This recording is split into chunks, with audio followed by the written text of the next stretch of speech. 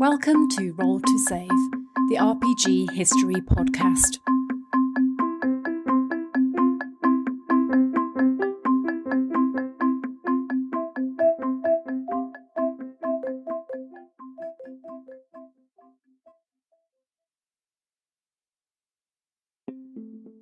Hello and welcome to another episode of Roll to Save.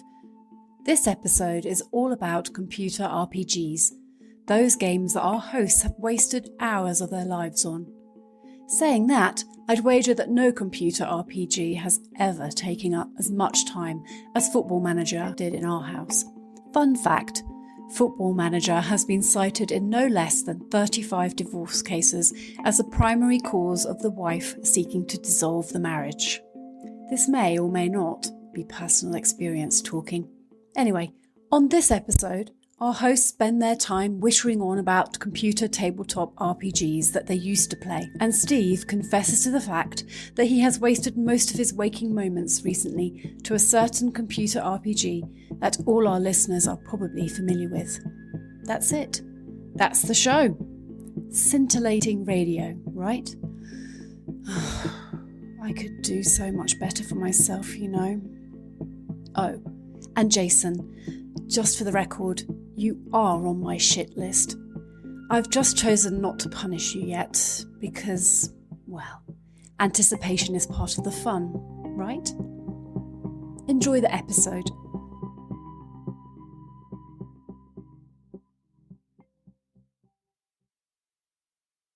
Hello and welcome to another belated episode of Roll to Save, the sporadic podcast on RPGs, where we occasionally, once every 4 months, release an episode. Entirely my fault. I am joined, as usual, by my co-hosts, Steve and Jason. How are you doing, gentlemen? It's starting to cool off in sunny Texas after it being swelteringly, like the hell's hot for the last couple of months. It's actually quite pleasant now. So that's a thing. Pretty happy about that. Be good.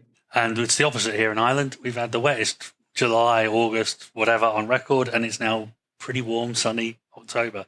It's weird. We've got Utah autumn weather here, where at the moment it is absolutely glorious. It's sort of balmy 22 degrees Celsius. I'm not going to bother converting that into Fahrenheit because Fahrenheit is nonsense. It will change, it will flip, and you'll have torrential rain and cold. And we're just dreading the snow, the inevitable snow that will... Just remind you of home, Iain, that's all. Well, no, the rain does, the snow doesn't. The snow is like, it reminds me of like the Thing in 1982. That's what the snow reminds me of. Yeah, see any lone dogs out there, man, do not bring them in. I know, exactly. There was quite a funny thing in our local Facebook group where somebody put a message up saying, because during the winter, you get a lot of the animals from the mountainside migrate down, and someone found a coyote under the decking, and this animal had broken its leg, and she put a thing that said, "Can anyone help me?" And there was one guy who, bit of a Utah stereotype, bit of a gun nut. He says, "Yeah, I'll be round with my rifle in a minute." And she's like, "No, I don't mean to kill it. I mean, can someone come and help me take it to the vets so that the animal can be made better?" Anyway, we're not here to talk about scenery. Today, we are taking a little bit of a change of tack. We are going to talk about computer RPGs. At the time of release, there's a certain little game called Baldur's Gate 3 that's going around that people are going absolutely daft for. All three of us here have played it to varying degrees, but we got talking and we decided, why don't we talk about computer RPGs? Because there are tons of them out there. So, Jason, in order of age, I'll start with you because you are a venerable member of the here cast. We go. Get it over with. I'd wonder when it was coming. Come on. Yes. So, I mean, I get that back in your day, like the only real computer video game there was like decoding the Nazi ciphers on Colossus. But once you get past that, what's your first computer RPG that you have like strong memories of? Oh, well, okay. So, do you remember that Spectrum 48K thing? I do indeed. Yeah. Do you remember The Hobbit? I do remember The Hobbit. On that? You awake in a darkened room, all that kind of stuff. That I think was the first time I encountered an RPG on a computer. So I'd already been playing tabletop RPGs for a long time before that. So this is the first time it kind of made the leap across to computers for me. So prior to that, computers had always been first-person shooters or, like your Wolfensteins and Doom and things like that. And so it was a bit surprising for me to get to that to get to an RPG that felt at least like I was playing a game. Yeah, that was the one I remember being blown away by the loading screen in the Spectrum with that dragon on it. That's right, I just remember thinking how cool that looked. My mate had the little thermographic printer. I don't know if you remember that on the Spectrum 48. Yeah, and he printed that out. And it's like this, I don't know, for the benefit of anybody who's not 1,000 years old and born before the flood, right? This is basically that silver paper that this thermographic printer would just scorch on the way past. And it was only, 3-4 inches wide? It was like a receipt printer. Yeah, it was like a receipt printer, exactly.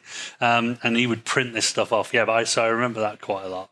I think prior to that, I talked about the PC stuff, but the gaming wise on that, it was things like Chaos and things like that, which wasn't really an RPG. It was a wizard on wizard battle summoning creatures to kill the opposition. So this was the first one where it felt like you had decisions to make, and they made a difference, and you had to pick up equipment and talk to people and navigate north, south, east, west, because people could only move the same as a king in chess. They couldn't do anything else. Chaos is a good one, though. You mentioned that. That was a bit more like a war game than an RPG. Yeah, Chaos was great. I used to love that.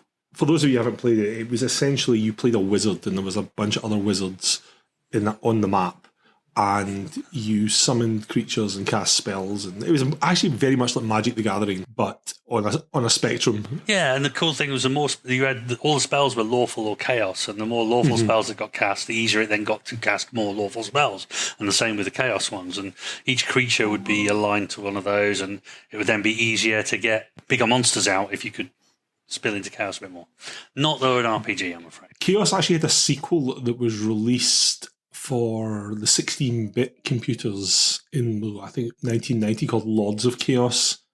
I remember having that for my Atari ST, and it's the same premise, except it looked better, and the map was much bigger. You had to actually explore to find where you had to move. Your opponents were. You had to move. You didn't just stand there like summoning dragons and stuff. Yeah. And that was really cool. It introduced like spell casting ingredients, like the really powerful spells you couldn't cast unless you found the necessary artifacts, which were obviously in a place in the map that were guarded by other things. And you could play it in single player as well, which was a lot of fun. Steve, what about you? What's your first real computer RPG you remember? It's probably a toss-up. Bring it, man. You're going so far back. It's a toss-up between Eye of the Beholder or Heroes of the Lens. Those are the two that I definitely have distinct memories of. Now, granted, we're talking like 1989 or 1991, and those were... That's a long time ago, but I distinctly remember playing both of those, probably certainly Eye of the Beholder on the Amiga. I don't remember whether I had Heroes of the Lens on the 64 or the Amiga. It was probably the Amiga, but I was a huge game nerd back then, and obviously RPGs were my jam, and some of those early D&D style games were it for me, for sure. Yeah, I've just looked it up. Heroes of the Lens was 1988. Because I remember having that on my Amstrad CPC 464. Oh, you summer children, you. Yeah. With your Amstrads and your Atari ST, your 16-bit computing. I remember with that being so excited to get it. It came in a big fancy box, and it was on 2 cassettes. And you had all this like fluff that you got with it. They told you all about the Heroes of the Lens, and then you literally sat and waited about 20 minutes for this thing to load. From you tape. had to change the tape halfway through it, and it gave you all these wonderful loading screens that told you about all the Heroes of the Lens. And then the game was quite disappointing when you actually loaded it up, because you had this crew of, I think it was 8 characters that you wandered around this ruined temple with, but you controlled one of them at any given time. The rest just kind of hung out, I guess, while this guy's off fighting things. And it's just a side-scrolling beat 'em up, essentially. I'm not even sure all the characters had different stats and different magical items, and there was all this lore about it, and which you got hours to read about while you waited for the bloody thing to load. But I'm not sure any of it made much of a difference to what happened in it. Like, one guy had a spear he could throw, which was quite cool. Another guy could chuck axes, and there was a couple of spells knocking around. But yeah, it didn't, for the build up to it, it didn't seem to deliver that much. I don't know, Steve, if your experience with it was different or... Honestly, I just remembered looking up the early games I played, and I just remember playing it. I don't remember much more details than that. My memory is so fragmented. Eye of the Beholder was certainly much more of a distinct memory because of the, it was like a first person, one of the very first person games. He had real time combat in, I think. It did. Its roots actually, well, and this is me showing my nerdy credentials, Eye of the Beholder actually harkens back to a game that was released in 1987 on the ST called Dungeon Master. I was going to say Dungeon Master, yeah, that was class. Yeah, Dungeon Master was a game I lost hours to because it was this first person, and it had loads of puzzles in it as well. You know, you pull one lever, something else opens, and you go down there and fight some monsters and get some stuff. But it had a full character creation engine in it, and it really felt like a proper quote-unquote RPG because you're putting this party together, and as Jason said, it had real-time combat, and you never completed it. I think I just spent my entire time lost down there fighting things in the depths. But that was when Eye of the Beholder had its roots in. I think the developers more or less came out and said, yeah, we kind of D&D'd Dungeon Master and put all the branding on it and had more of a coherent story. But Dungeon Master was fantastic. I did get confused with Dungeon Keeper, which came along a lot later. Yeah, Dungeon Keeper was hilarious. That's one where you were the bad guy. The boss monster. You were building the dungeon to keep the heroes out, which was great fun and a nice little twist. Did either of you remember one called The Bard's Tale? Yes. Yeah, that was an older one as well. I think it was about 86, 87. That came. There was a whole series of them, but they started off in the computers, and again, it was a first person. You rolled up your party, sort of D&D style, and you wandered around this town getting quests from people and going off and fighting beasts. And it was much more turn-based than real time. When you go into a fight, a screen popped up and it was like, you have found 5 orcs. Well, what are you going to do? But they still do that. They do turn-based combat, jumping all the way forward to Baldur's Gate 3. They do turn-based combat in that, and I think it's kind of quite a good thing because it's not so important about your twitch reflex and you having some ultra sharp, ultra high DPI mouse and the reactions of a caffeinated 16-year-old. It's you can at least plan a few moves as a bit more tactical, and you can work as a team a little bit better, I think. Yeah, I mean, you definitely jump right forward if you start talking about the whole split of it's almost like a political divide between the people who like the turn-based versus people like real time plus pause, right? I mean, they're both good. I personally like them both equally, because that's obviously we're jumping to Baldur's Gate where it's real time plus pause, and then Baldur's Gate 3 is going more sort of purist, turn-based D&D type. So it's definitely it does depend what you're split. After. Yeah, definitely does depend on what you're after, and I've definitely played both, and there's positives and negatives. I think because I've played a lot of 5th Ed and we'll get onto it, I'm sure, but I'm playing Baldur's Gate 3 multiplayer, and it's nice to have the kind of stop, it's your go, right? Okay, I'm going to do my bit, rather than somebody running off like a lunatic and just hacking everything to death before everybody goes, excuse me, that thing over there I want to talk to, so yeah. But I'm jumping forward quite a lot, so forgive me. I'm a big fan of the XCOM games, and they turn-based. My turn-based, because you can actually take your time and think about and watch your squad be hideously dismantled, one turn at a time. I always do that thing in XCOM where I always name my squad after people I know in real life. You're not the only one. You get so much more invested in it. This guy we both know. Do you remember Gary from Leicester? Ryak, yeah. He ended up doing the latest XCOM game and naming it, and I ended up as apparently the only survivor from the original squad. Yeah. So that was quite nice. I had nothing to do with it. He just played and just sent regular updates, but it was fun. Yeah, it's definitely a style preference. The turn-based versus real time. Like some games, there was a series of kind of quasi RPGs. I remember for the PC in the sort of early 90s where it was first person perspective, and you wandered around various dungeons and castles and whatnot. And when it came to combat, it was like you were basically pointing your mouse like the monster and like trying to tap it with the the hilt of your sword or whatever. And I always find that deeply unsatisfying because it felt random and it felt it'd be more realistic to just have it turn-based and roll a d20 and tell me what happened than relying on some vague hand-eye coordination, which I may or may not have. Those of you who have seen my painting will know it definitely comes down on the may not have. So I don't know. I mean, I love a first-person shooter, and there are times where my Twitch response was very well honed, put it that way. But 30 years ago. Oh yeah, and probably more. So yeah, it's been a while. I've definitely slowed down since. So yeah, I think it suits more the role playing. If you want a true role playing game and you want conversations and player interactions and things like that, I think the turn based one slightly has the edge. But yeah, it's funny you say about the Twitch reactions. I find that I played Fortnite with my son and some of his friends, and these 14-year-olds have reflexes like ninjas. Like cats. Or it might just be that I have reflexes like a man in my late 40s. That might be the comparison. But I also find I tend to survive longer because the idea of squad coherency doesn't really apply when you're 14 and trying to be king of the hill and you want to be the first one over there taking out everyone in sight. And no, come back. Oh, he's dead. Right, great. Wait for him to respawn. The medic again. Yeah. So basically you're saying your survival instinct's a bit better than theirs.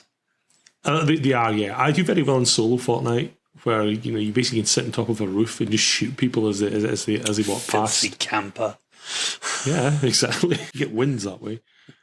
I don't know. I feel like you've carried me at least once or twice when we've played Fortnite, and so I guess it's very kind of you. Well, Steve and I actually did have a fun game of Baldur's Gate recently, where my capacity for bad luck and disaster extends to computer games.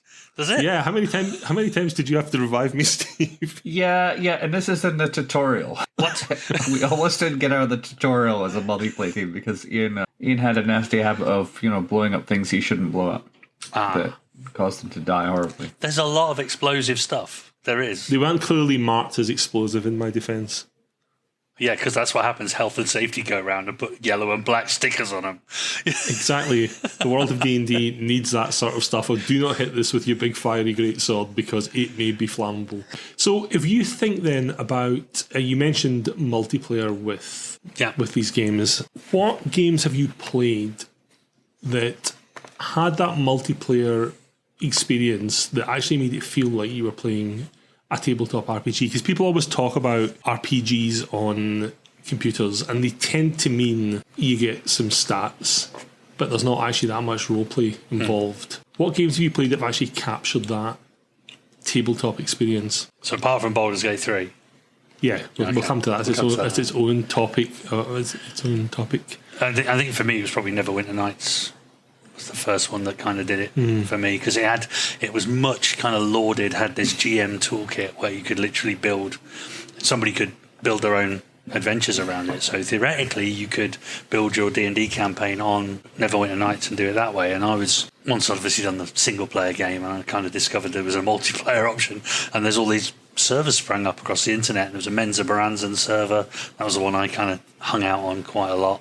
And no, it wasn't set in the Underdark, and no, you didn't get to play Drow. But it was set just on the entrance to the Under... Oh, of course it makes me sad. Is there anything more angsty I could have? I know, it's terrible. But it was literally situated on the mouth to the Underdark. So if you strayed down there early on, you wouldn't come back. It was pretty lethal. But there was quite a good little society around, and people used to hang around in the town and do actual proper role-playing, which was odd.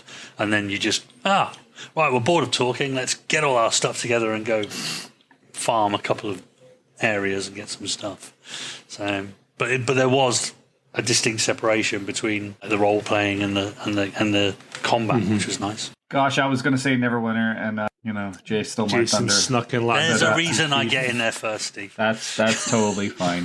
Steal the obvious easy answer. That's fine. No, I mean that was certainly one of the earlier ones. Obviously, you start to stray into multiplayer. You start to talk inevitably into your classic MMOs like your Ultima Online, your EverQuests. Those are games that were more tailor-made for larger groups of players rather than 1 to 4, which is great and fine, but it's kind of nice to have a whole squad and lots of other people. So that's always been my jam when I talk about multiplayer. And obviously we're not probably going to stray to text-based mods too much, but that's where the text-based games were really where I kind of saw that the most when I'm talking about computer-based RPGs was, mods, the other random RPG ones that were more focused in that area, where that's probably where I did most of my early role-playing multiplayer.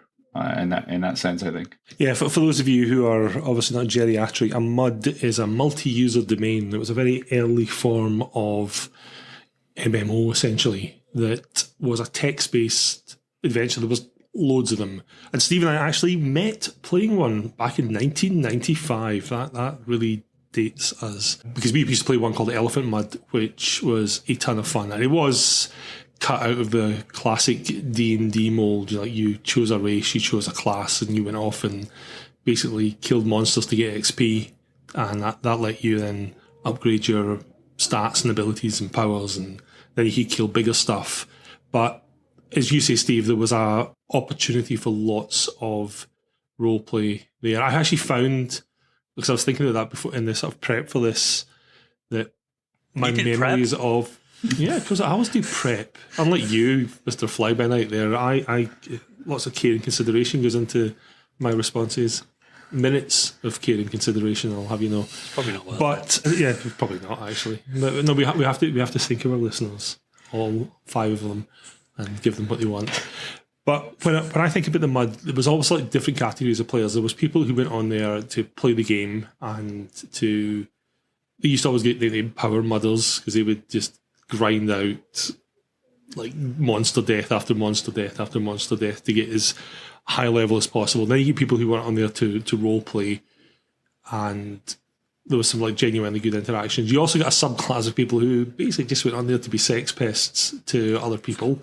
There was quite a bit of that going on, and there was also, Steve's going to shake his head at this, I can sense it already, there was also a political element to it, which I absolutely loved. Not real world politics, obviously. No, not real life. Not real life. There wasn't politics. In-game politics was that. Yeah, that I bucketed that into the roleplay side of things. But yes, there was a lot of that.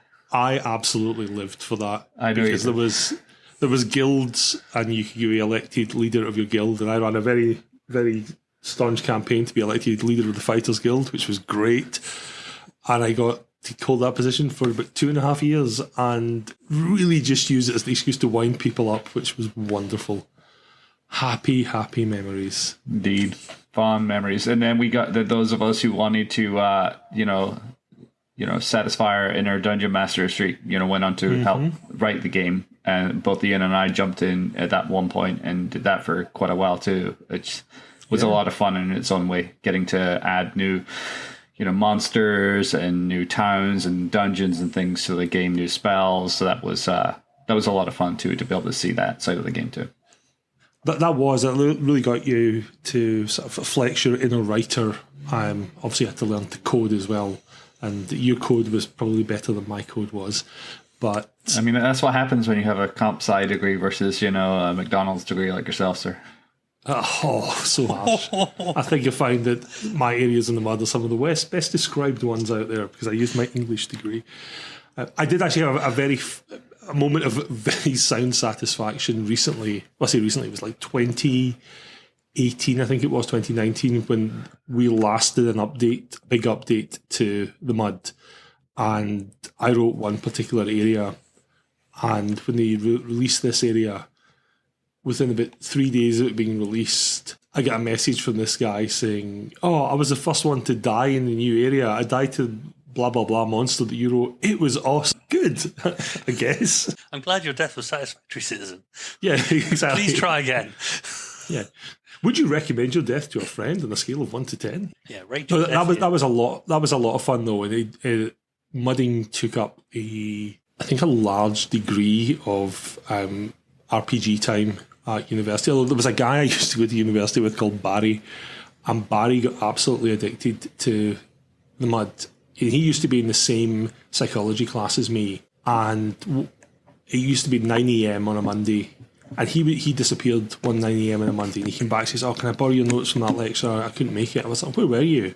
And he looked kind of slyly, and he was like, "I found out that the computer labs are actually empty at 9 a.m, so I was up mudding." And I was like, "All right, okay, well, fine, you can borrow my notes."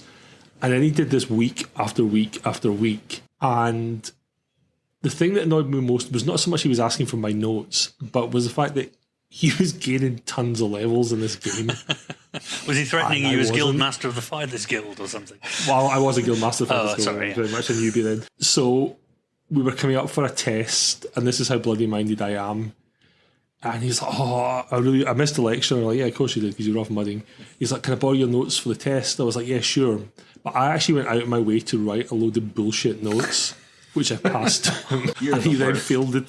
He then failed the test, and he was like, "Oh my god, your notes were garbage." I'm like, "Yeah, well, maybe turn up and write your own bloody notes then, instead of playing in the mud all day." And he's like, "Oh yeah, okay, point taken." So, but he's ruined his life now, and you know. Well, no, I think I've helped his education. I think he's learned a lesson now, and he's. I don't actually have no idea what he's doing. If you know what Barry is doing with his life, please let us know. I think we kind of stopped talking after that, to be honest. Really, I wonder why. Yeah, happy memories. Those MMOs though, what other ones have you guys got experience with? Like likes of EverQuest, World of Warcraft, Star Wars Galaxies. Did you play any of those? Not one. You see, I knew that if I let one of them into my life, that was over. That was it. It was over. I'd be Barry, okay? But only the difference is I'd be Barry where I'd be asking people's notes about my job and I wouldn't get them and I'd be fired. And then I'd be destitute out on the streets, and then it's a short hop and skip and a jump to, you know, destitution, prostitution, and eventually death. So, you know... Mate, no offence, nobody's paying for that. Well, then death would be quicker, you know? So, actually, there's probably a market for it, to be honest. There's some sort of weird hobbity fetish. Ever since Peter Jackson made Lord of the Rings trendy, man. Exactly.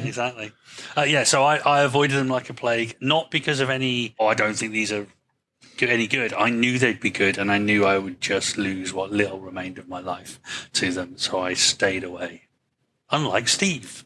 Yeah, Steve, would you like to confess your sins? There was a time when I played every single one that came out to varying degrees, and I was a huge nerd for MMOs. And that continued from probably 1999 through, probably 2010, maybe. And, you know, obviously real life intervened as far as most of the time it does. And I had to trim down that, though some of the best multiplayer experiences I've ever had have been, you know, raiding with guilds in World of Warcraft. Same with, like, if you're talking computer RPGs, some of the most immersive experiences I've ever had have been in games like EverQuest. I still remember some of those to this day. And I still go back to those games every couple of years just to, even though they're like super dated and graphics have never really been upgraded much, I still go back to EverQuest every couple of years just because there's nostalgia there. And some of the best nostalgia I ever had is in those games, and they're still there to play most of the time. So,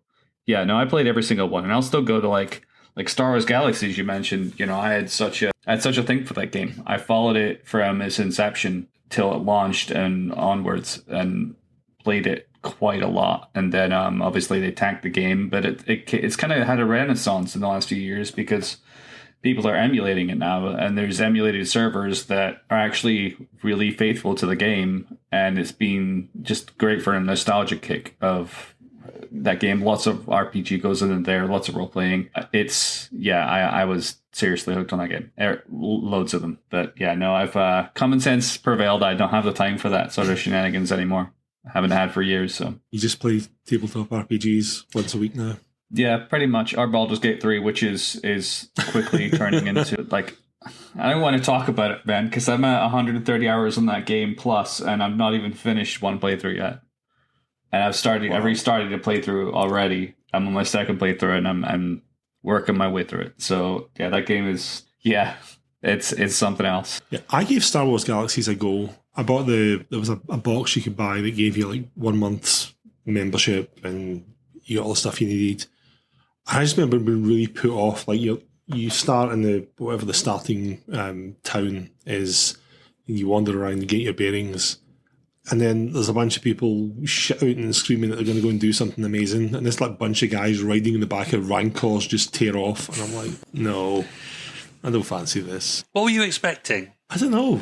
Just it's that way that it's like when you play any game and you go in there as a newbie and you get your like tiny little sword or whatever, and then some dude turns up in full plate armor riding in the back of a griffin, and you're like, "Look how amazing I am! I'm going to have to do amazing things." And you're like, "All right, good." That's what Star Wars Galaxies felt like, but it was like being thrust in your face. That didn't lead you to want to be that guy on the back of the Rancor, though? No, because it's kind of ridiculous. I was like, who's riding the back of a Rancor? I mean, you're a huge Star Wars nerd, Ian. I know. And you always have been. And, you know, you probably read all the expanded universe books as well and know where all that came from. It wasn't like they just invented that stuff. Oh, well, maybe they invented some of it, to be fair. But yeah, it kind of annoyed me, and I was like, no, I'm done with this. I played World of Warcraft for a bit, and I joined some guild, and the guy running it just put me off. He was like sending emails around attached to videos saying, right, next time we do blah, blah, blah, this is what I expect everyone to do. And I'm like, this is not a job. This is meant to be pretendy, fun time, escapism games on the PC. And I've got my supervisor sending me emails on exactly how my cleric should be using healing spells. Like, no, sorry, I'm done. I mean, it depends on the level you're playing at. If you're playing at a game at the level of those hardcore raiders, it is a job, and it's not for everybody. But some people thrive in that sort of thing.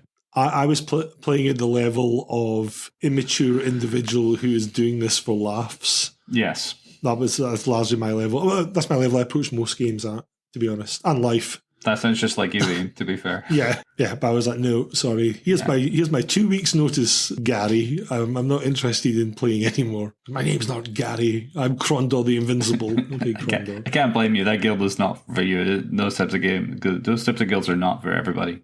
Much more for the let's go and set someone else's stuff on fire for a laugh type. But no, MMOs could be a lot of fun. Just the experience of being in a universe with a bunch of like real life players is always much more appealing than playing amongst a bunch of bots. I even see it with like space games like Elite Dangerous, when you actually play there and it's a living, breathing galaxy where like those other ships are flown by other people. And yes, there are bot ships in there as well, but you'll see other ones, you're like, oh, that's a person. And there's interactions you can have there. And Steve, you and I and Wes, for a while, we were playing No Man's Sky together online, and that was a lot of fun. I mean, there's not a lot of fighting involved there, but just like the resource management, building a base, helping other people out, that was all good. I mean, there's certainly opportunities for role playing. It's more like, to me, it's more of a sim than an RPG, just because of the open world, you know, procedurally generated stuff. But there's RPG stuff you can dig it. I mean, ultimately, in this kinds of games, because it's basically a sandbox, you can do whatever you like with it, right? And you know, right. But the multiplayer, if you want to roleplay, you can roleplay in there, you know, being intrepid space pilots and building your base and doing stuff. So, yeah, that's the beauty of those games, the flexibility. So, yeah. There is definitely an element of that to it. I remember I had one very fond memory of Elite Dangerous where I was pairing up with this other guy, and he said that I went for a laugh. We do some piracy, and in Elite, you can, if you've got the right equipment, you can haul other ships out of light speed, and then you can interact with them. And we went through this whole stint of hauling people out of hyperspace, and then you can communicate with other players. Like I was talking to him on voice mic, but you can't talk to everyone because obviously it would just be full of static. But you can send messages. So we pull this guy out, and then I just start like typing messages to him like, "Hi, look, we've noticed you've got X, Y, and Z, and we're your kind of friendly neighborhood pirates. So unless you drop, 20 tons of blah, blah, blah, things are going to get really messy around here. And we don't want to do that, obviously, and the amount of people that you just have a very nice interaction with, oh yeah, sure, let's do that. This is very nice that you actually asked me and just didn't blow up my ship and blah, blah, blah. And that was quite good fun.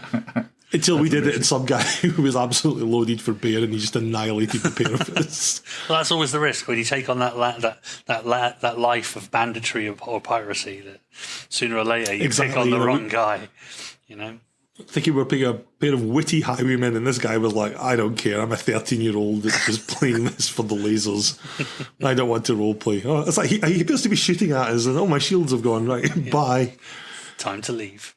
I never really got into Elite Dangerous, I have to say. I bought it because of the nostalgia for the whole BBC Micro and Commodore 64 versions. And yeah, I expect it certainly wasn't a role-playing game in my experience, so it did sound like you got some element of role-playing out of it. Yeah, never really got on board with it. I still own it.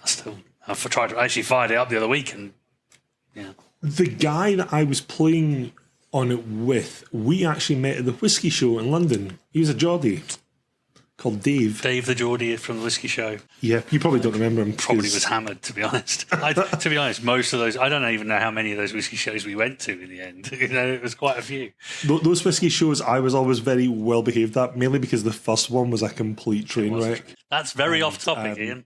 That is very off topic. Steve, I'll tell you what happened to Jason at the whiskey show sometime later, but it's not one for our PG-rated podcast. Yeah. Because he was a mess. So other role-playing games. So there was the vampire ones. Remember those? Vampire the Masquerade. Was it Redemption and Bloodlines? Yeah, we'll talk about Bloodlines in a minute, because Bloodlines was the good one. Bizarrely, isn't it? Because, I mean, personally, I don't know about the tabletop. I know we both absolutely hate the concept of all these really weird Bloodlines in the vampire game. But Bloodlines was really good. And there's a sequel due out. It disappeared, cancelled. Hey, apparently next year, apparently. Which is good. I'm looking forward to that. I'll buy it. Do you believe software? As someone who works for a software I'm not going to pre-order company, it, all right? I'm not going to pre-order it. It's not happening, all right? I didn't even pre-order Cyberpunk, right? We're talking about releasing a new product. We had a meeting in January with product about it. And I sent my boss an email, and they're talking about launching in June. I'm like, I literally will bet you my salary we do not launch this in June. He's like, I'm not taking that bet because I know we're not going to launch this in June. Then it's like, we'll launch it in August. Then, we're going to launch it in December. Now it's like March. It's a good job nobody knows who you work for, right, Ian? Because that would be bad telling anybody that. Yeah, I work for Microsoft. Yeah, unlikely. Bloodlines was good. Bloodlines was great. It was good. Yeah. I wish I'd played it when it came out because, it's had some sort of it's had quite a bit of a resurgence in recent years, and I've played it through about twice now in the last 5 years. Heavily modded because it's another one of those games that was amazing, but just seriously flawed with bugs, and they never fix a lot, and it's been fixed by the modders, and a bunch of new stuff's been added by the modders after the fact to make the game playable and even better. And I love that game. I love the lore in it. I love that it's basically canon as much as you get sort of canon stuff in Vampire the Masquerade. I don't want to trigger either one of you Masquerade nerds on this, but it's basically canon. And I think you'll find actually,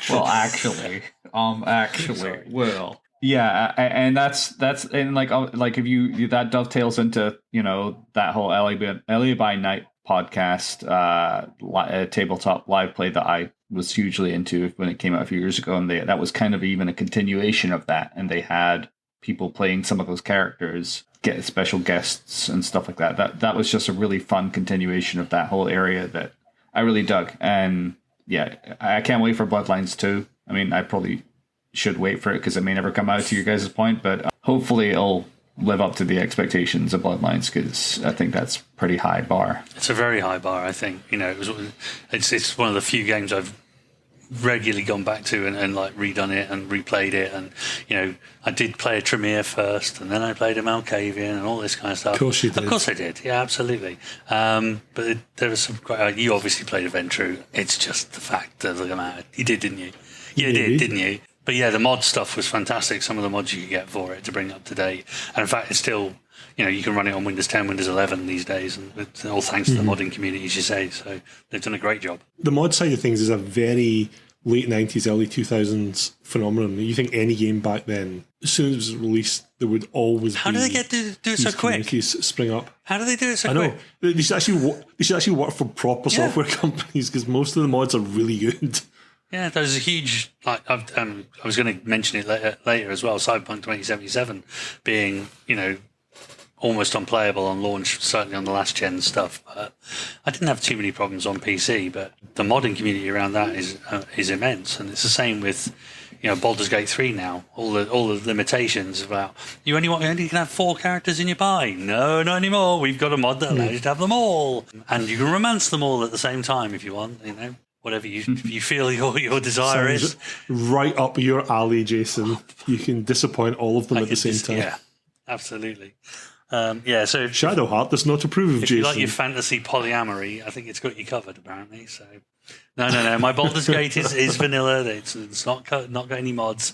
My Cyberpunk is vanilla. Doesn't have any mods either. So, You know what you're saying there? It sounds very much like if a waiter came up to the table and went, "I didn't spit in the soup." didn't you? Yeah, I didn't. Yeah, I didn't drop this steak on the floor and just put it back on your plate. So we mentioned Bloodlines, which was the good vampire Yeah, game. go on, Redemption. Come on. So Vampire the Masquerade Redemption, I think it was 1999. That Story was of Christoph. Christoph the Bruja, who also became canon. He's actually in Clan Novel Bruja and Clan Book Bruja and Revised. But I remember when this was the lead up to this being released in our little vampire community being so excited about this game coming out because it was going to revolutionise computer RPGs and it was going to be faithful to vampire and you're going to have to behave like a vampire. And what we essentially got was Diablo with fangs. It was such a crying disappointment. I can't remember where I was. I think it might have been like it was a roleplay con of some description, and they had the developers there, and they were showing off an alpha of the kind of game engine and things like that, and it looked amazing. It was like he's running Why around. were you coming by gushing about that? Yeah, because he's saying how awesome it he was looked. running around. He was jumping on roofs and he's getting through windows. And I was like, this is going to be amazing. And yeah, it just ultimately came down to how many rockets you packed, and if you could lure the Zamishi into range for to level it is effectively what it came down to for me. So I do remember the ending, and there was one part, and I was like, "Oh, this is actually very, very cool." Where the bad guy does all his bad guy lines, and then you hit back with something heroic. Then he turns into the Chiropteran Marauder. And he's got wings, and he's a big monster, and it cuts back to you, and you say something cool, and then your theme music hits, and you're like, this is going to be amazing. And then, as you say, it's like... Dodge, rocket, dodge, rocket, dodge. Yeah. It's like, this feels so Vampire the Masquerade. Yeah, the Kindred will never hear or see of this fight that's going on as I unleash multiple rockets into the area, levelling half of Prague or whatever it was. It was also, I think the traditions don't really come into it much. No. I'm like, how many times do you violate the 6th tradition in that game where it's like, oh yeah, I'm in the Cappadocian monastery and I've just wiped out all of them with my great sword because this is a vampire game. Ah, yes, but I'm cool, dark, and angsty, and I'm pre-Camarilla. It's all good. I did like the fact you got the chance to have a bad ending, where you could Diabolise the big Zamishi, and then he would take you over. There were a couple of little nods to some quite dark stuff in there, but the majority of it was just nonsense. But Bloodlines was good. Yeah, the opening level of Redemption was actually quite good fun though, where you're actually playing as a human. And you go down to like in the Zamishi vampire that's having a raid, and there's like one vampire. Yeah. There's one vampire as the antagonist. There's a bunch of Zlatsha ghouls, and you think, "Oh, this feels quite good. This is like how that would be." And then it just turns out there's like a gajillion vampires everywhere, and you just butcher your way through them with your magic using friends. It's basically D&D. Well, I say it's Diablo. It was Diablo. Yeah, probably was. It came with some of what you mentioned with Neverwinter Nights. It came with, they call it a storyteller engine, where you could build your own scenarios. And I remember being very excited about that because I was like, this is cool. We could play Vampire online and actually make it a vampire game rather than dungeon crawl. And it was so difficult to use. It was not, you had to have all this stuff sort of pre-prepped, but you essentially had to just make dungeons full of monsters for people to fight with. There was no real concept of role playing. There was no voice chat. There was no interaction with it, and it ultimately could have been very, very cool, but wasn't. So does Max Payne count as a role playing game then? No, Max Payne does not count as a role playing game. It counts as an incredibly awesome shoot 'em up, but definitely not a role playing game. Oh well. It has the best voiceovers on God's Earth. Yeah. Outside the city was a crow monster. Like, yes, I'm in. Let's go, Max.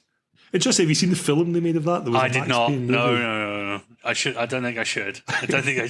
With Marky Mark. Yeah. Marky Mark as Max Payne. Yeah, it's not great. I think I've still got the limited edition tin that the second one came in. The second one was really good. Yeah. They were both really good, but okay, not wrong. Anyway, let's talk about Baldur's Gate 3, because... If you insist. Yes. So, Steve, tell us about your 460 hours you've spent in Baldur's Gate 3 and not achieved anything. 2 lifetimes. Well, to be fair, I have achieved a lot in the game. I just haven't finished it yet. Like I said, I'm about 130, 140 hours played now across 2 different playthroughs. There's 3 acts in the game. I know some of you guys haven't played it that far, but that's as far as I'm going to go with spoilers. There's 3 acts in the game. I've made it, on my first playthrough, I made it halfway through Act 3. I think I'm happy. I don't actually know. But I made it about halfway, I think. And then I realized how much I'd messed up and how much I'd missed in the first 2 acts after I watched a bunch of videos. I'm like, okay, I actually want to play this game through and do all this other cool stuff, because there's so many side quests and so many things you miss if you just go straight through. It's like ridiculous in that sense. So I'm like, okay, I'm going to go restart the game. I'm just going to leave this campaign alone. That's what I've been on right now. And I've just got to Act 3, and that one, I've been doing every side quest. I'm min-maxing the characters. I've got like really overpowered. My levels are way higher than they were before. A lot of the fights are a lot easier. It's been a heck of a lot of fun doing the second playthrough, but there is so much to this game. I just found 2 new things today that I didn't even know were there at the very start of Act 3, that if you just go straight to where you're supposed to go for the quest you're going to Act 3 for, you completely miss some really awesome stuff. And that's the same way the whole way through the game. You just miss random cool stuff.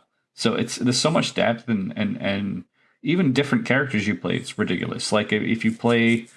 I'm playing a Dark Urge the second time, and I'm not even going to say much more about that, but it's a pre-canned character that has a specific backstory, is what I'll say, that changes the way you play the game just enough where you're getting in some really weird shenanigans at different points in the game, and that's actually made the game a lot more fun too.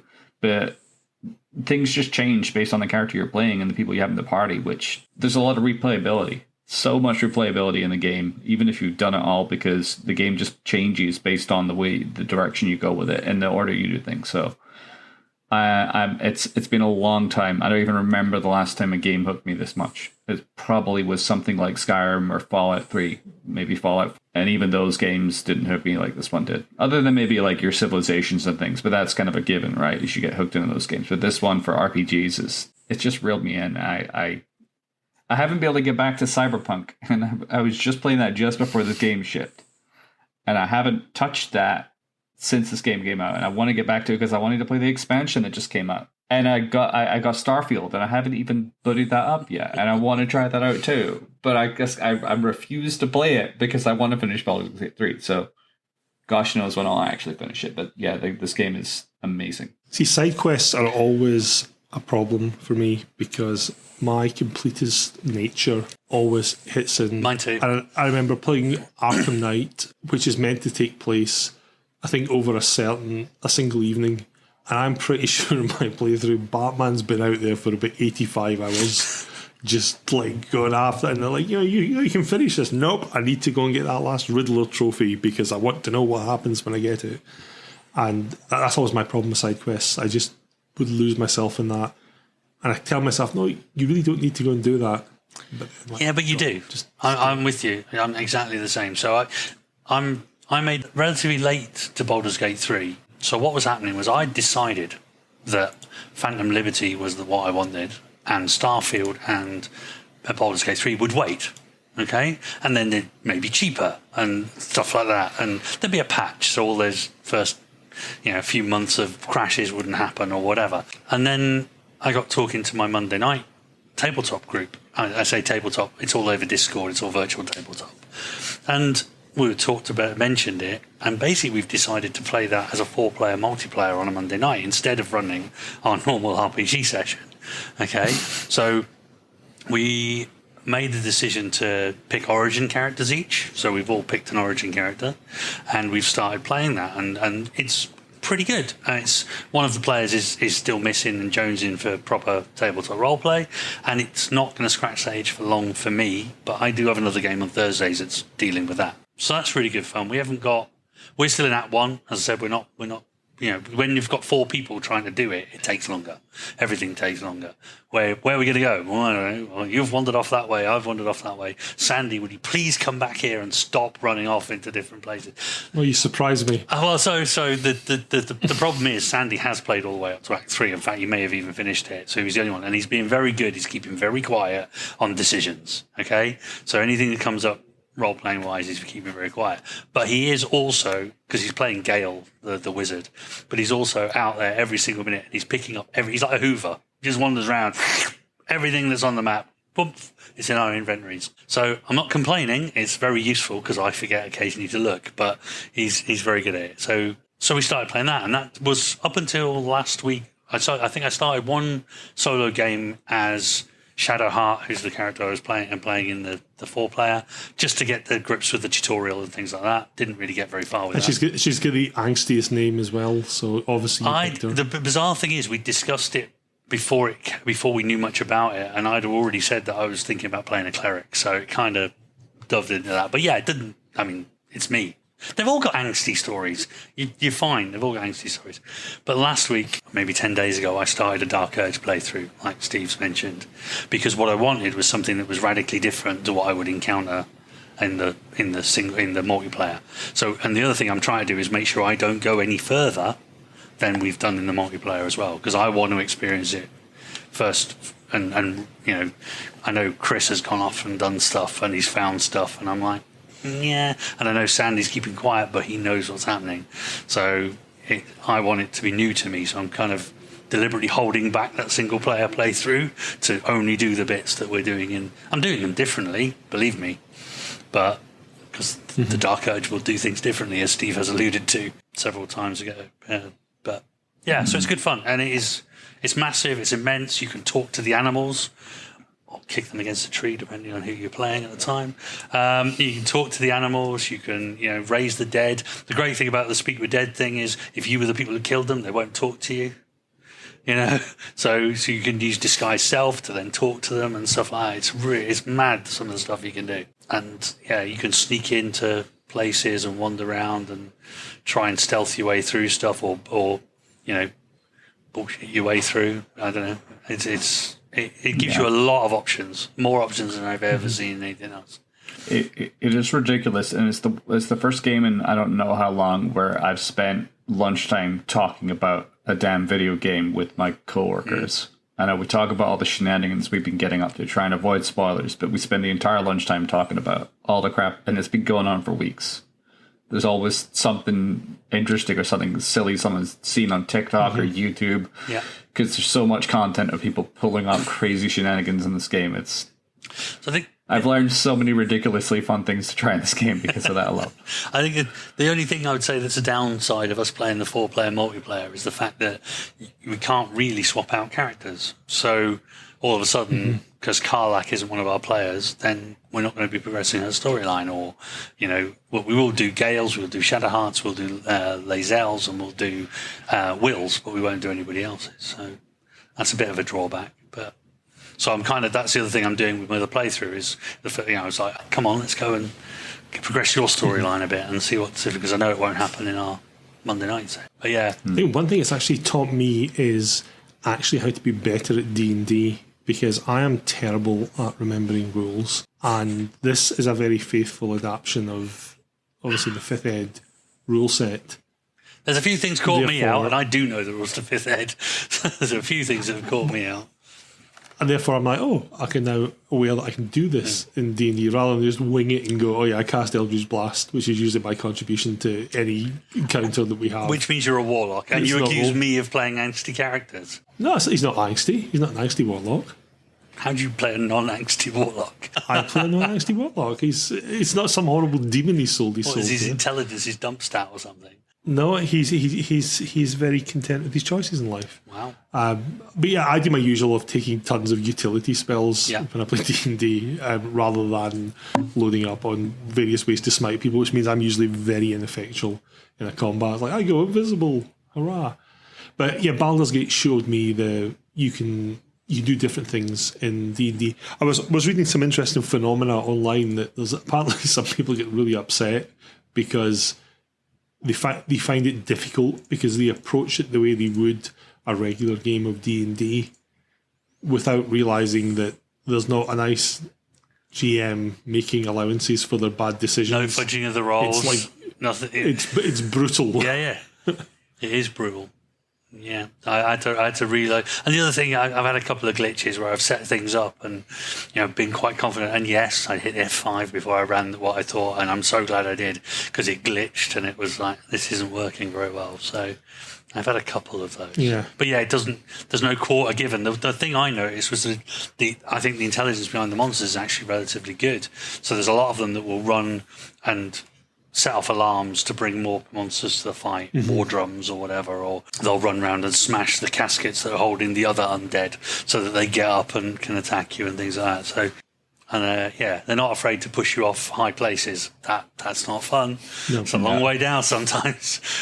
I'm kind of disappointed in myself, and I've not got as invested in it as I think everyone else that I know. I mean, I enjoy it when I play it. I've just not put the time into it. I think when you don't put the time into it, it doesn't draw you back as much as it would be if you've like dumped a whole ton of hours into it. Well, I mean, literally when we started this podcast, before we started this podcast, Steve and I both had Baldur's Gate running in the background.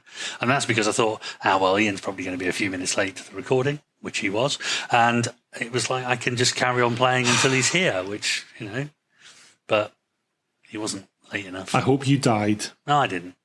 Didn't actually get anywhere. Literally, I was sat there and I was about to play it, and Steve came online, and it was like then we got talking. So good, you were ineffectual. That's a second. That's pretty much how my life works out. Yeah. The one aspect of it that does annoy me a bit though is what you mentioned with Sandy running around hoovering stuff up. The need to stop and pick stuff up just drives me mad. It's like, oh look, another box. Let's open it and take this random stuff in the hope that we can sell it and use it for something useful. Yeah, it's not as bad as something like Fallout for that, I don't think. Steve? Yeah, it was like every other computer RPG you've probably ever played, which is loading every single thing that you ever find. There's just more of it. I know, and that aspect of computer RPGs always I find a bit tedious. They run around and pick the stuff up. And yet No Man's Sky, you told me how you like the logistics and the inventory. And that's different. Asking into that experience for that's different because mining for resources is so much more exciting than loading boxes. Gotcha. That's Minecraft in space, and you're actually making that social contract that is what you're going to do as part of that game, is run around and collect stuff. Whereas this is not. As I want to go on cool adventures. It's D&D's. Do cool stuff. You invade somebody's home, you kill them, and you take their stuff. That's the rules, right? Kick in the door, loot the room. Well, there's a whole school of thought that says you shouldn't be doing that. And Baldur's Gate will punish you if you try. So, no, it's a hell of a game. It's exactly like you said, Steve. Everything else is on the back burner. I'm not playing anything else at the moment. I desperately want Phantom Liberty for Cyberpunk. I'm less concerned about Starfield. It was up there. I really wanted it, but I've heard middling kind of things and reviews about it. Yeah, I've heard that as well. It's almost, it feels like a game with zero consequences from things I've read, that you go and do stuff and someone tells you to do X, Y, Z, and if you don't do it, there's no consequence for not doing it. Yeah, I've also heard the NPC interactions are a little bit weak, a bit flat, and whereas they're not in Baldur's Gate and they're not in Cyberpunk. No, Baldur's Gate is very different that way. Yeah, and not in Cyberpunk either, which is so. I mean, my one complaint with the base game of Cyberpunk is there were a few choices that just didn't seem to do anything. That you literally could take every choice in the same conversation, but that's improved. And apparently, Phantom Liberty is supposed to be very, very good. And it's got Idris Elba in it, and that's never a bad thing. Exactly, stick Idris in most things, and makes it better. It does. He even made Prometheus watchable. Yeah, that's fair. Yeah, it's fair. It's no Alien 4, but Alien 4 was fine if it stopped 45 minutes before it actually did. Oh, jeez, that film was... You're getting off topic again. We are getting off topic again, so I'm just shaking my head and sighing at how badly a franchise can be ruined. But yeah, so I've heard it was called, basically Starfield was the best description was Skyrim in space, and I don't think that's necessarily a bad thing. I really enjoyed Skyrim. I lost many hours to that, and I'm surprised we haven't already mentioned it already, Skyrim, or any of the Elder Scrolls games. Yeah, I played an Elder Scrolls game years ago on my PC, literally about 2000. And again, that's first person wander around real-time affair, and that was actually a lot of fun.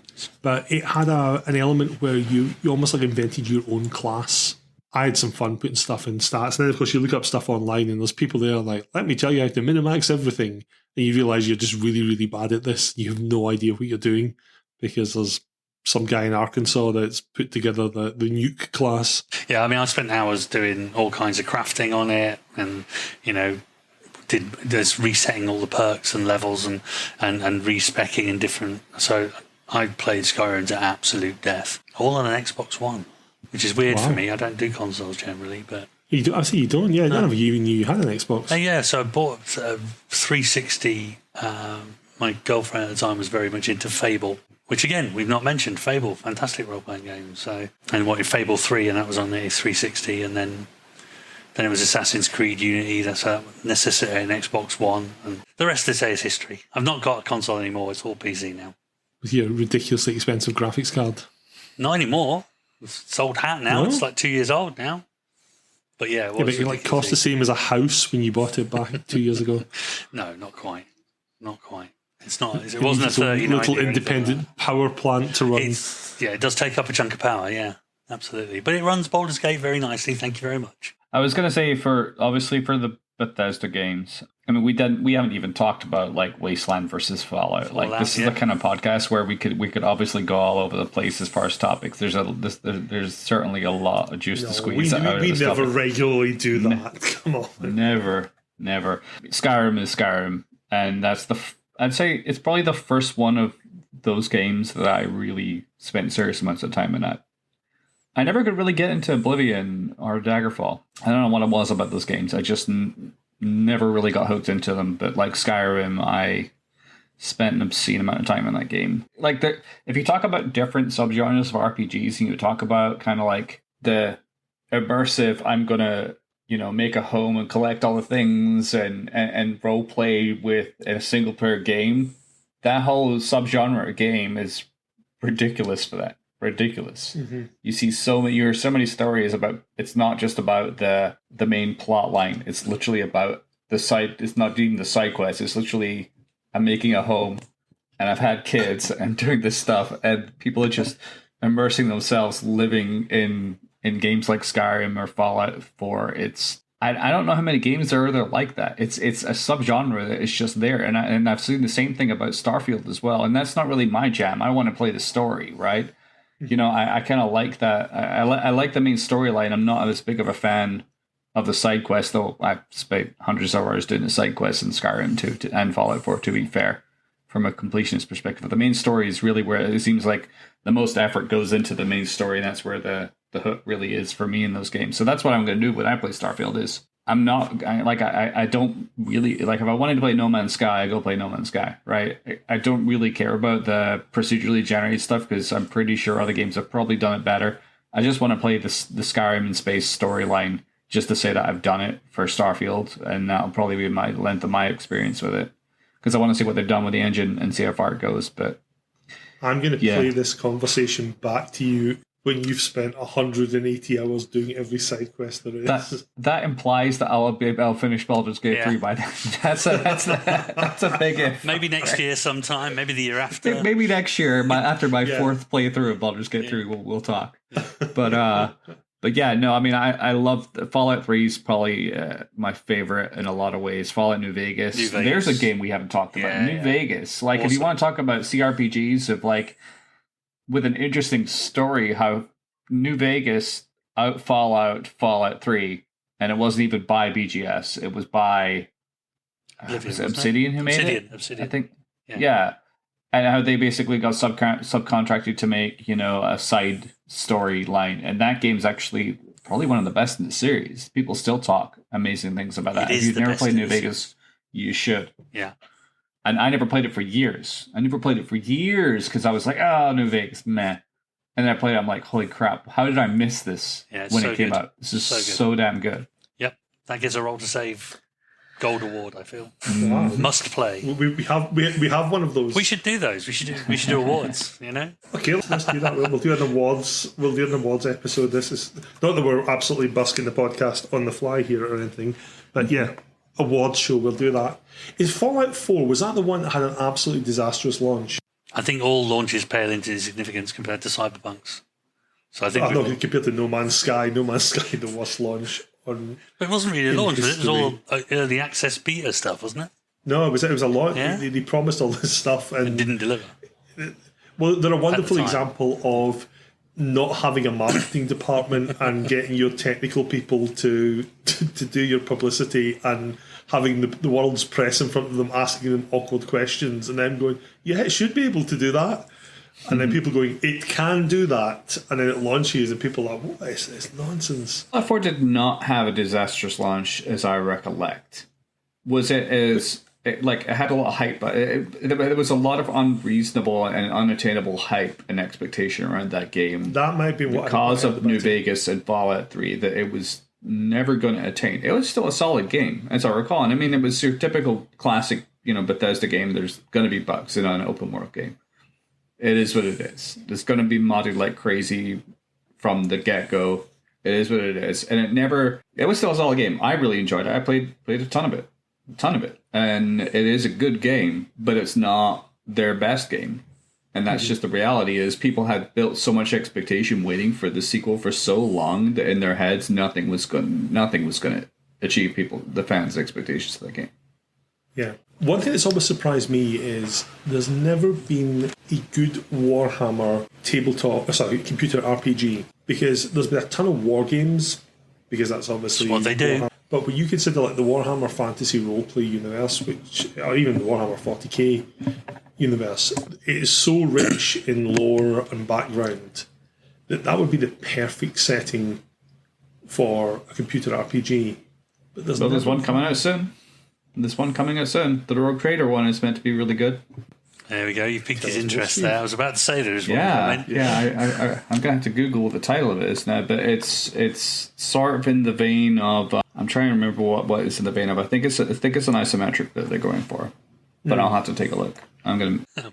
And Steve has gone off to do some research. Yeah. Our field correspondent has gone off to consult with his contacts, whoever's developing this, depending on what comes first.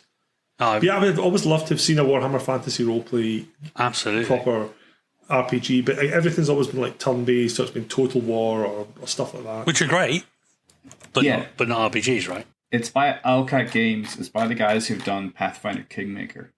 Oh. And another RPG we haven't mentioned. Yes, we haven't talked about Pathfinder, and like we haven't talked about the renaissance of those style of 3D isometric games and how there's been several really, really good ones that have come out over the last 5 years. But this Warhammer 40k one, Rogue Trader, literally I'm going to link this link to you guys offline, and Ian's going to go buy the collector's edition because it comes with a pretty amazing statue. But yeah, it looks really good. Statue of Horus. It is not a statue. It is not a statue of Horus. You're not buying it at the false Emperor's propaganda. It's a statue of. It looks like I think it's a Rogue Trader character. Can you paint it? No, it's an actual statue. Yeah. No, it doesn't come unassembled and requiring. He's not interested. Exactly. I want it to be grey plastic. Yeah. I have to paint badly myself. They literally brand this as the first classic CRPG in the Warhammer 40,000 universe. Shut up and take my money. Yeah, that's why I'm genuinely excited about this one, because I have the same gap that you just mentioned, that I'm like, I really would like that because I love the war game, but I'm like, it would be amazing to get proper RPG in this game. So you know that Mrs. Wilson's now going to add you to our hit list, Steve, for mentioning this. I mean, Mrs. Wilson can add me to her hit list if she really wants. You're going to be thanking me. It's not. You think it's a bad thing, but I think I've been on a hit list for a lot of years now, and I'm still here. So, if she's microdosing me poison, it's really low doses, right? Well, that is a happy piece of news, Steve. Thank you for. So you've learned something today. Brighter. See, this is what happens. Today, It's like we prepared this for you. Yeah, exactly. It's like the minutes of prep that you guys put into this. In fact, Steve went off and looked up while we were recording. I want to make sure that for our listeners, our 5 listeners, that we're providing accurate information when we communicate. But we're letting them see behind the curtain of this well-oiled machine. Anyway, gents, anything else we want to mention computer RPGs before we wrap this Loads. up? You haven't done Planescape Torment. You haven't done any of the D&D. That was really good. Exactly. Planescape Torment was amazing. Right. That's actually one of the few ones I get really invested in. There we go. I absolutely love Planescape Torment. In fact, it was our friend Phil that got me a dodgy pirated copy of it. I'm not sure you should admit that on podcast either, but okay. Well, it's Phil who gave it to me. I immediately threw it out and went out and bought Of course a you copy, did, obviously. yeah. Being the fine, upstanding member of society Because that you I'm are. not an animal. Absolutely. But no, Planescape Torment was good. And it actually had... I think it was one of the first ones back then that felt like a proper RPG in that you were going up, talking to people, they were giving you stuff to do, and it wasn't as linear as a lot of them. There was a lot more freedom to... And the weird thing was when you died, you didn't reload. You just woke up again. Because you couldn't die. Yeah. And it was like, You can die. that's a bit weird. Okay. So Hence the torment. yeah. So that was great. I mean, the thing is, we could go on for hours and hours and hours for this. There are so many computer RPGs out there. Yeah. We could be here a long time. Oh, give us another one then. Give us another one. Like, I mean, we've mentioned Baldur's Gate 3, but you haven't mentioned Baldur's Gate 1 or 2 and the various different incantations. That's cheating. Icewind Dale. I'm just doing the D&D ones, right? So the Icewind Dale as well. That was good. Exactly. So Yeah, we haven't even talked about BioWare really. Like we haven't talked about, Dragon Age or Mass Effect, right? I was going to say, yeah. Our classics. Disappointing endings aside on certain ones, but never mind. Sure. Yeah. But yeah, Dragon Age. I love Dragon Age. It's fantastic. The Mass Effect was good. Yeah. That's your in-depth commentary, is it? That's it. That's there you go, readers. Yeah. Listeners. That's why you tune in, is to hear him say, "Oh, that was good." Exactly. That was good. Look, as a British person, that's actually very high praise. Yeah. That's like me going, yeah, it's not bad. It's not bad. That's I actually found that when I first moved to the States, that if you say that's not bad, that actually crushes the hopes and dreams of your colleagues. There was a guy presented something to me, an idea, and I was like, yeah, it's not bad. And it looked like I kicked him his face. He was like, oh, I'll go make some changes. And I'm like, no, I said it was good. He's like, no, you said it wasn't bad. Cultural difference. I do, yeah. That's the high depth commentary you get here on Roll to Save. It's good. it's good. What would your in depth commentary be on it? Which one? Mass Effect. Because I said it's good. Yeah, see, suddenly stuck for words, aren't we? No, Okay, Go on. Sorry, Steve. let's have a prompt on this, and we're running way over, but this is a good topic. What is your take on a voice versus non-voice protagonist in the game? I don't know. I think I quite like non-voice. I don't know. I always find my imagination, it feels slightly better than whatever's actually generated. Because Mass Effect is one of those ones that has voice protagonists, and they're very well known for it too. Yeah, right? well, Cyberpunk has it as well. Voice protagonists. So we talked about this before we started recording. And in Baldur's Gate 3, there's one of the NPCs who is a vampire. And I killed him at the first opportunity I got because his voice actor reminded me of someone I used to work with in real life who was really annoying.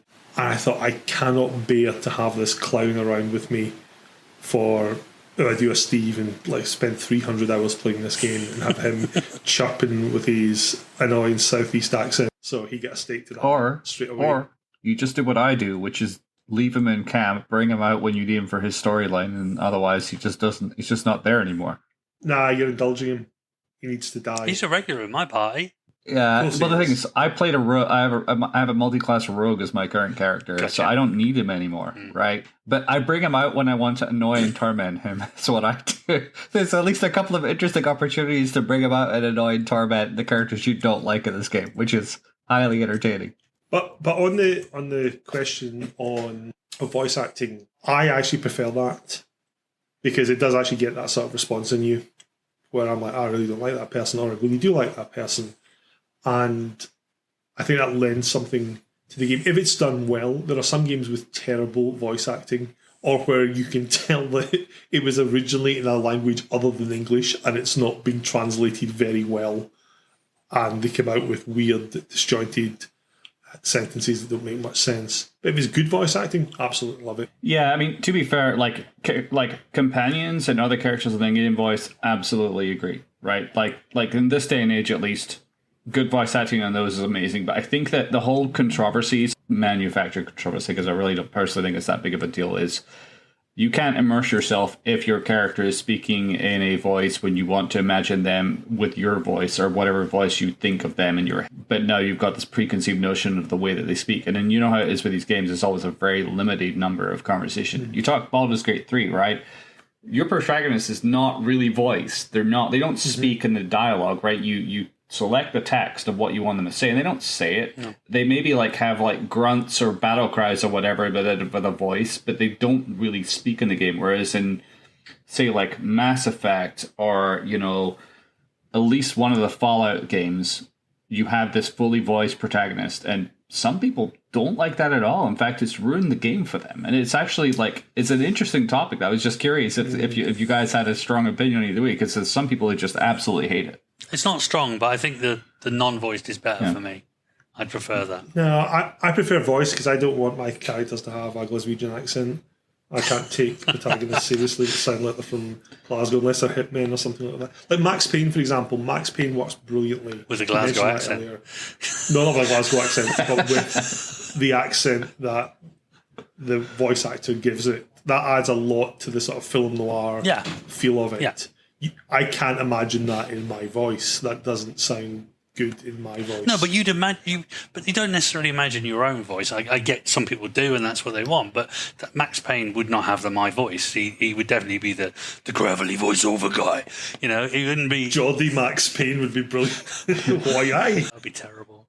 Yeah, can you say in your Geordie accent, "Outside the city was a cruel monster"? I don't have a Geordie accent. I'm a stealth Geordie. I left it at the door. You do. If you go up above the 44th parallel on the map, you turn into a Geordie. If I try this, it's going to be seen as racist because people will not honestly, believe Steve, that I actually Jason and I went to Scotland on holiday once. It wasn't a holiday. It was your stag do. Your second stag do. We went holiday. No, we went on a holiday once, remember? Oh, well, up to, Campbelltown. Yeah. And driving there almost just into Northumbria, and suddenly you've got Jimmy Nails sitting next to you in the car. It's not true. It's incredible. It's not true. But anyway, go on. Give us your Geordie. I haven't got one. I'm not doing it. I'm not a performing monkey for you. Outside I'm not doing the city it. Was a cruel monster. Go on. No. Bite a grove. Do it for our listeners, Jason. Yeah, Don't do it for Ian. Do it for the listeners. I can't do it. That's the problem. You better cut this out. What kind of a GM are you if you can't do amazing voices? I'm not Matt Mercer, okay? This is Steve playing in my game, but every one of my protagonists sounds like me. Well, yes. Strange that, right? Oh, look, the prince appears to have maybe been from Glasgow at some point. Oh, look, the Nosferatu Primogen. He's from Glasgow. It's very... I can't do voices. No, and I can't do a Geordie accent properly, so I'm not going to embarrass myself. That's disappointing. Sorry, listeners. We tried. That in, by the way, that's not been edited out. Your failure will be on record for everyone to hear. So that's why Jason doesn't like voiced protagonists. I'm kind of expecting you at some point to point a crooked finger at the screen and say, "You have failed me for the last time," and then I'll start joking. I'm saving that. Saving that. Can you do a Geordie Darth Vader? No. I can't do a non-Geordie Darth Vader. It's a bit like you see the outtakes from Star Wars, or rather the scenes before they put in James Earl Jones' voice. Commander, tear this ship apart. I want you to find these plans. Like, oh, God. And he says he can't do voices. Oh, that's my vaguely West Country Darth Vader. Or is he a pirate? I'm not sure. They're pretty similar. It's the same thing. We've got pirates down there.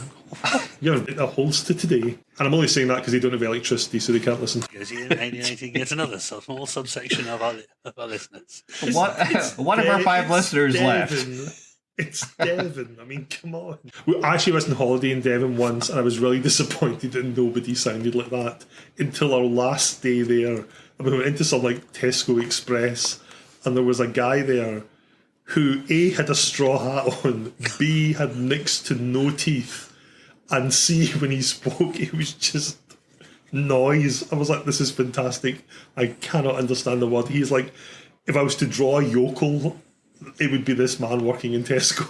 Anyway, on that note, before we go, is there anything you gents want to add about anything else? Anything you want to promote? Anything you want to recommend? Apart from Baldur's Gate 3. Apart from Baldur's Gate 3, it's been quite clear that we're fans of Baldur's Gate 3. That's my life. I mean, right I already... now. Yeah, me too. I already told you guys about the Rogue Trader. I've done my thing. I've shared my, hey, you should check this game out when it comes out. My recommendation is not going to be a game. It's going to be, if you're painting, buy an airbrush. I bought an airbrush and it has changed my life. It's brilliant. You had an airbrush. I did. It was crap. It was, Oh, yeah, you gave it to me. Thanks very much. I gave it to you. Yeah, I was like, you could try and get this working. It was terrible. It was like cheap and cheerful one. This one was slightly more expensive, but it's a thing of beauty. If you want to paint Space Marines and make them look nice and smooth, with an airbrush, it's wonderful. And then you can screw them up trying to do highlights on them, which is what I do. With this lovely finish, like that looks really good. I'm going to try and do. You got a little box to paint them in, rather than like spraying paint all over the walls and tables. Oh yeah, a little booth that you put them in. Yeah, because otherwise you'll be on the hit list of Mrs. Wilson. Yeah, although anything that happens in my painting room, she's fine with. As far as she's concerned, this room, when I die, all of this stuff's just going to be set on fire. This is the room full of stuff that she wishes wasn't in her house. Usually probably including me, to be honest. Anyway, thank you very much, gents, for your time. And I will see you both again on the next one.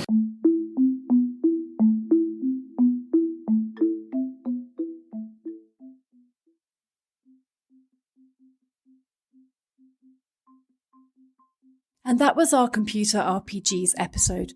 We hoped you enjoyed it. We're a semi-regular, podcast on all the things tabletop RPG related.